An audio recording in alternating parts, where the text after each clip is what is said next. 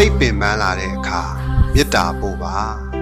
ဖရာတပည့်တော်ကိုအကြိမ်ကြိမ်ပင်ပန်းဆင်းရဲအောင်ပြုလုပ်သူများလေဒီနေ့မှစပြီးအေးချမ်းနိုင်ပါစေဖရာတပည့်တော်ဒီလေဒီနေ့မှစပြီးစိတ်ဆင်းရဲခြင်းကိုယ်ဆင်းရဲခြင်းကင်းဝေးရပါစေ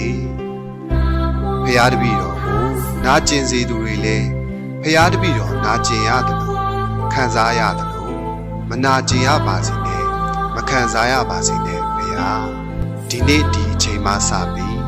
လူစိတ်မရှိသောသူတွေလည်းဖရာတပည့်တော်မဆုံစည်းရပါစေနဲ့ဖရာတပည့်တော်ဝမ်းနဲ့၍ကြသောမျက်ရည်များသည်လေဒီနေ့ဒီအချိန်ဒီနေရာမှာနောက်ဆုံးဖြစ်ပါစေဖရာ